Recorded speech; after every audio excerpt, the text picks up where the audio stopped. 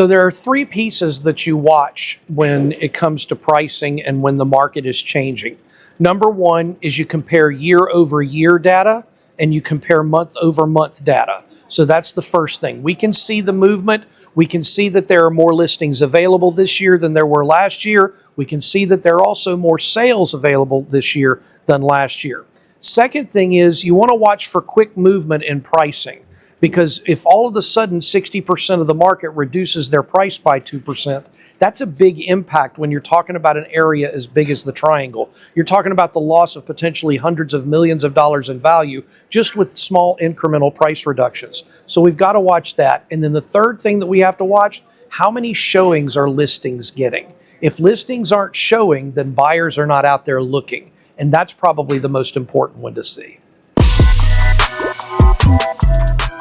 The challenge with inventory shifts is it can be drastic neighborhood by neighborhood. The key here is what is going on in your backyard. There's often a real estate agent that's an expert in your neighborhood or in your community, and that's the person you want to listen to. Your sister's cousin's opinion on what the real estate market is doing doesn't matter. They're not in it, and they're just probably repeating talking points from some talking head on TV. So pay attention, hire an expert, get to know them, interview multiple realtors before you hire someone, and then make the best decision for you with the assistance of the education that that realtor gives you about the marketplace.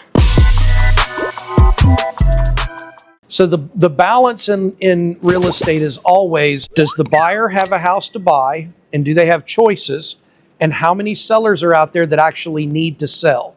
There are a lot of sellers that just put their house on the market and they say, well, if I can get this, I'll sell it. That's really not the way to go about it. You need to have a plan. You need to figure everything out in advance. Now, a professional real estate agent like me will sit down and talk with you about what are your goals, what are your numbers, what do you need to meet in order to get to that next house? And we'll work backwards from there in order to make everything fit. But what you have to remember is nobody controls the real estate market. What happens with the real estate market happens because buyers choose at that time to purchase a home. And if the seller's house is not on the market, then they don't get to play in the game. That's why it's key to understand what's going on in the marketplace in your hyperlocal area. As always, if you like the video, make sure you click the like and subscribe button down here. Don't forget to share it. And as always, if we can help you with a house in the Raleigh, Durham, or Chapel Hill area, give me a call or hit me up on the web at paterealty.com.